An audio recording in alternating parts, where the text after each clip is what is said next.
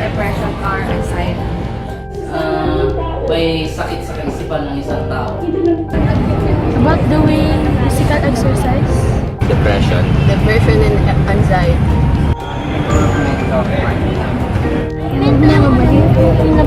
Taking healthy sobrang stress. Isa, dalawa, tatlo. Papasanin ko ang parang gulong na mundo. 4, 5, 6. Lahat ng sisi, husga at pasakit ay sa akin. 7, 8, 9. Ayan na, paparating na ang aking hangganan. 10.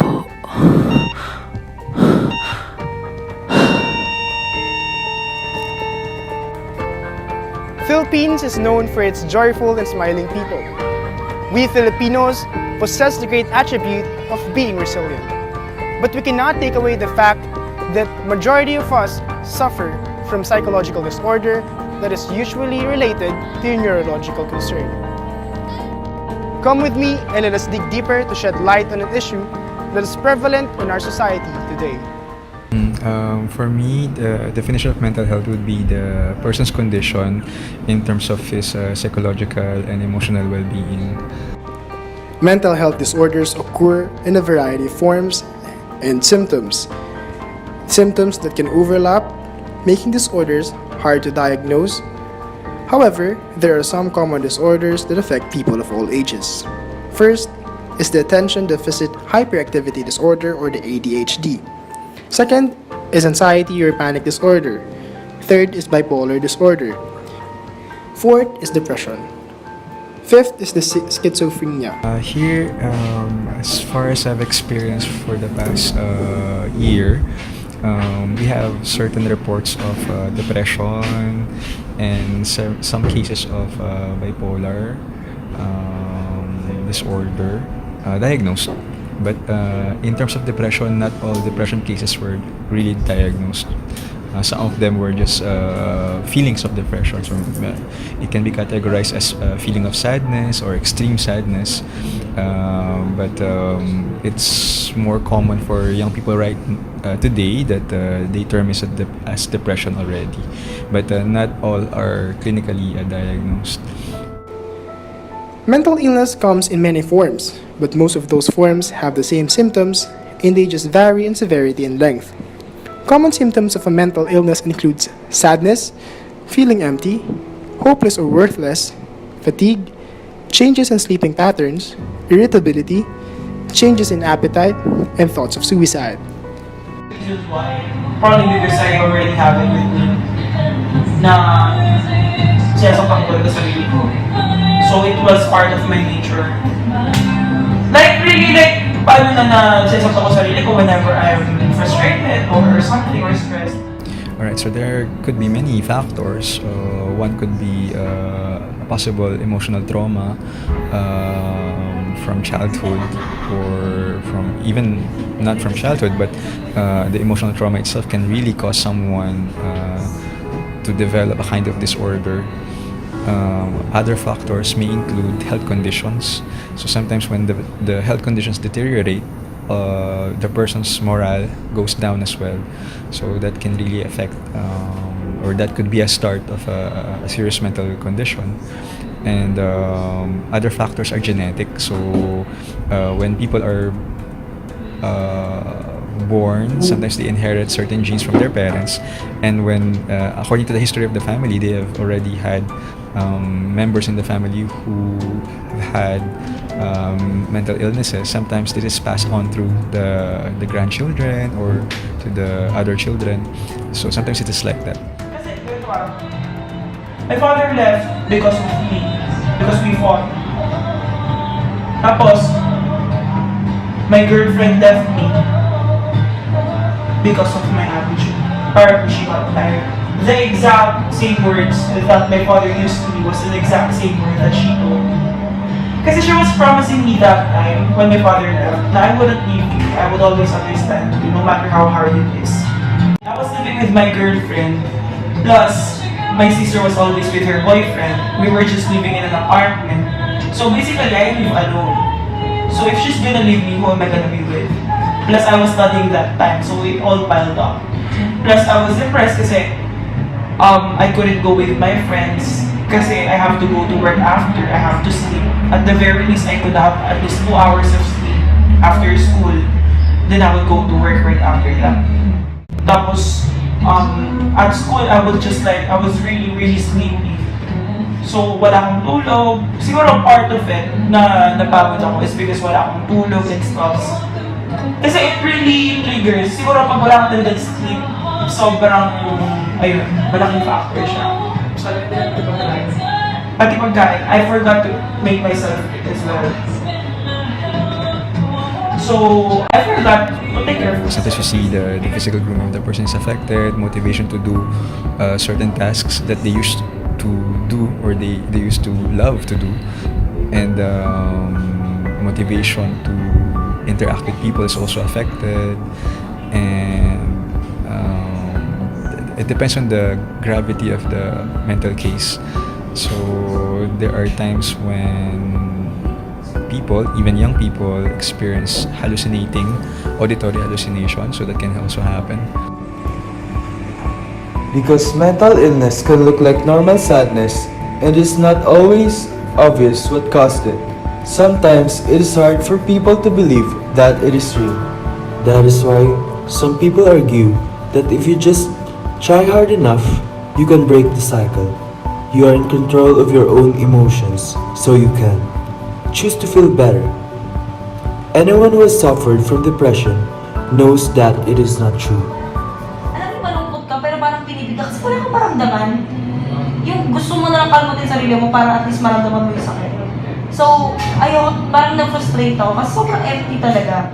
So, kasi, I guess if you have depression, the overthinking just won't stop. Alam mo, parang naghalo-halo na yung kakaisip mo na, sabi kasi ng psych ko, I was like, iniisip ko na malungkot ako, so nalulungkot pa ako. So, pag-iisip ko malungkot ako, nalulungkot ako. It keeps on going on. It keeps on circling around. So, the fact na inisip ko na parang pag nalungkot ako ng ganyan, nalulungkot na ako. So, the fact na malulungkot ako, ganyan. So, kasi nga, sobra ako mag-overthink. Sobrang overthink. Mental health is the state of well-being of an individual, which drives our behavior, our attitude, and our overall functioning in the environment. We all differ on how we cope with our negative emotions and how we deal with environmental stresses. For example, there are people who are more sensitive than others. Therefore, their emotions and reactions become more intense. Once there is a disruption in our state of well-being, it can become a mental illness. In the present, scientists are no longer positive that depression is a direct result of simple chemical imbalance. Some researches and treatments are inconsistent of this idea, and the condition is really complex, so researchers are exploring lots of other possible explanations. I'm glad that a lot of mental health advocacies are springing up right now, but we should really be starting with educating young people not to self-diagnose, because a lot of people right now, especially the young ones, since they know that psychological tests are available via internet, they tend to diagnose themselves alone, and that is very dangerous because most of the psychological tests available online are not really valid. They're not tested statistically. That's why they're available online, and that's why they're free. So, and we really need an expert to interpret the results for us. We don't want to make an interpretation for ourselves, because that's very, very dangerous. And we should be knowledgeable about who to go to when we need mental health support. Because of the rapid increase in mental health illnesses in the Philippines, the government is subsidizing different mental health advocacies and seminars to engage and educate its citizens. Yung mental health law, yung IRR niyan, pina-finalize na lang, iniikot sa buong Pilipinas. We already had it in Luzon, no? So, sunod-sunod na yan, Visayas, Mindanao. And sabi nila, maybe January, lalabas na ang final draft ng IRR, no? So, yun. Tapos marami rin kaakibat na batas yan yung anti-bullying policy, no? That is also rooted from child protection policy kasi marami rin nagkakaroon ng madness and craziness and mental health because of bullying and violence, the violence against women and children. The anti-harassment law, harassment is also a form of bullying that can also trigger mental health disorders. And then of course, drug prevention, no, yung mga drugs, alcoholism, no, and of course, smoking, vices, no, and then isa pa rin yung anti-vilification against people with mental health disorders, so hindi din dapat natin pwedeng laitin. So maraming batas na nakaakibat to protect the rights of every people with mental health disorders to live, no, and have a safe and secure environment, and for them to also be cured and also to prevent mental health concerns. Technology can also be used in improving one's mental health. One concrete example is increasing accessibility to mental health services. In telepsychiatry, counselors or psychiatrists interact with patients online, long distance. This service is useful especially for those living in rural areas where they don't have the money to seek help from a professional or sufficient mental health clinics in their community. Aside from telepsychiatry, there are multiple mental health apps that are available online and on mobile. They have varying functions, but they revolve around the concept of gamification. Ang maganda siguro sa technology ngayon because everyone is one click of a finger, so mas madadagdagan yung awareness, no? Kaya lang, syempre, in every responsibility, in every thing that is posted, you really have to be responsible. So marami kasing fake news ngayon, so I think kailangan din talaga pumunta tayo sa mga scholarly journals. Hindi lang pwedeng puro newspaper lang or kasi dahil fake news ngayon. So I think it's very important that you read evidence-based researches online and offline para malaman mo kung ano talaga yung totoong sinasabi, no? For the awareness and prevention and of course treatment of mental health disorders. So ngayon mas madali, mas accessible, tapos mas madali mo napapaliwanagan, but of course importante na titingnan mo rin yung mga sources, legitimate ba yon, evidence-based ba yon, no, scientific ba yon, etc.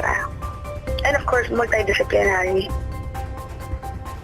While there are multiple limitations in technology, and while there are a lot of issues such as data privacy or the expenses that one needs to cover for these technologies, there's a lot of promising potentials for technology to be an effective supplement to existing traditional mental health treatments. Mental health is a big issue, and mental illness is never a joke. No one is spared. It may not always be obvious that someone is suffering from a mental disorder. That's why we should all work together to attain our goal, that each and every one of us will be able to express themselves free from judgment. Because at the end of the day, someone must take an initiative to do an action, and that someone is you.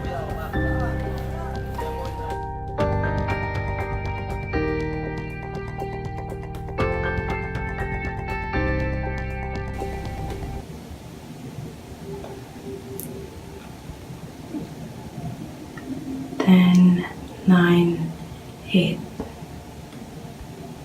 It's never too late. 7, 6, 5.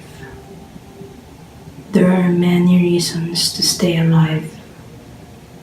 4, 3, 2. Every day is a chance to start anew, because you were not the only one.